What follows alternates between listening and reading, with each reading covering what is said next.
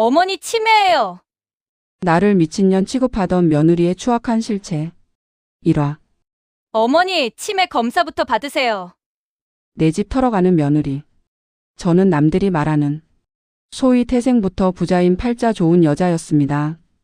돌아가신 친정아버지가 물려주신 재산과 일찍 사별한 남편 역시 사업을 하며 부를 축적했고 어려움 없이 부유하게 공주처럼 살았었죠. 세상 물정 모른다고 비웃으셔도 좋습니다. 그저 내 아들 어린 나이에 아버지를 일찍 여인.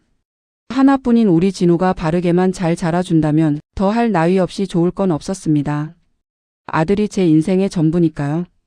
우리 진우 심성 착하고 명문대 나와서 대기업 엘리트로 커주니 제 어깨가 얼마나 으쓱했겠어요.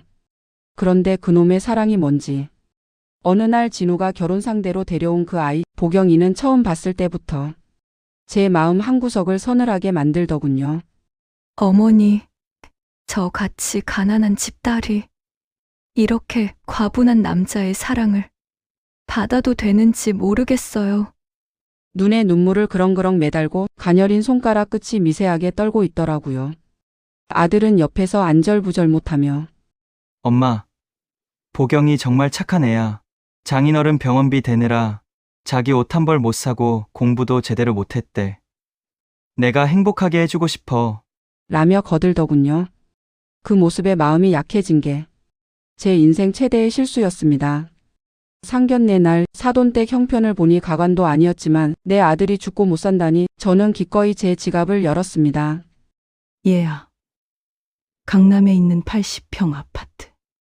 내 아들 명의로 해줄 테니 너희는 몸만 들어와서 살아라. 예단, 혼수, 다 필요 없다. 내 아들 기만 살려줘.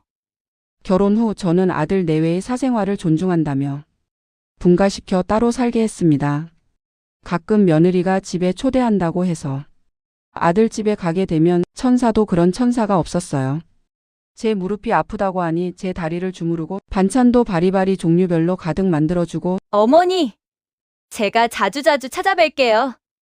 그리고 편하실 때 자주자주 오세요. 반찬도 항상 맛있게 가득 해놓을게요. 라며 애교를 떨었죠. 그 뒤로 보경이가 제 집에도 자주 왔었죠.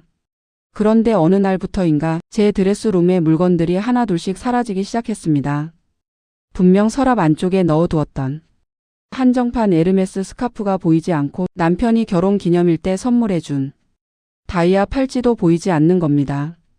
처음엔 내가 나이가 들어서 건망증이 왔나 싶었죠. 그런데 어느 날 외출하려고 아끼던 파텍 필립 시계를 찾는데 보이지가 않는 거예요.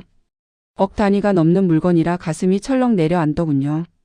마침 집에 반찬을 주러 온 보경이에게 조심스레 물었습니다. 보경아, 혹시 내 방에서 시계 못 봤니?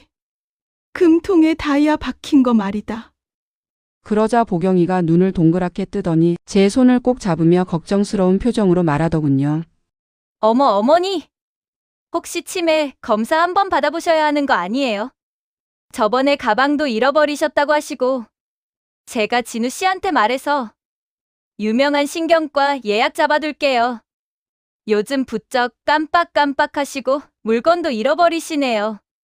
근데 설마 저 의심하시고 말씀하시는 거 아니시죠? 그 눈빛은 걱정이 아니라 마치 사냥감을 비웃는 맹수의 눈빛이었습니다. 그날 밤 아들이 저에게 전화를 걸어 화를 내더군요. 엄마! 보경이가 낮부터 울고 있는 건 알아? 엄마가 자기를 도둑 취급했다고. 상처받아서 밥도 못 먹고 있어. 엄마 요즘 자꾸 깜빡하는 거 가지고 제발 보경이 좀 그만 괴롭혀요. 제가 보경이를 괴롭힌 것도 아닌데 이렇게 제 아들과 이간질을 시키다니요. 속에서 천불이 났습니다. 하지만 진실은 추악하게 드러났습니다.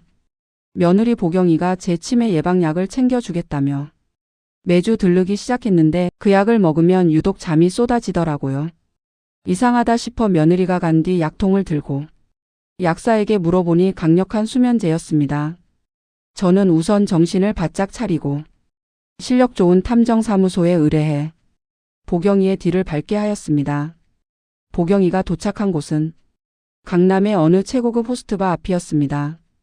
그곳에서 보경이는 제가 잃어버렸던 그 파테 필립 시계를 찬 젊은 남자와 팔짱을 끼고 깔깔거리며 나오는 사진과 동영상을 전송받았습니다.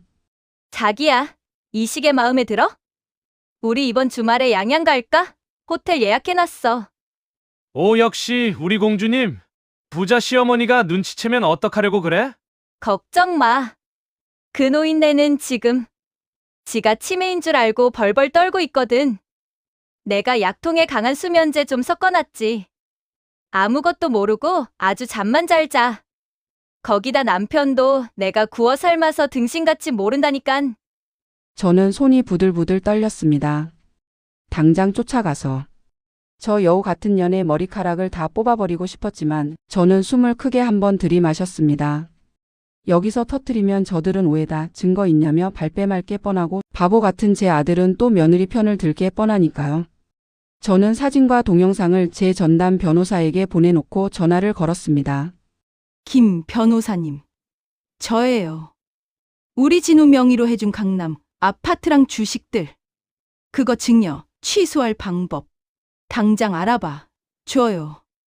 며느리가 발가벗고 쫓겨나는 꼴을 봐야겠거든요.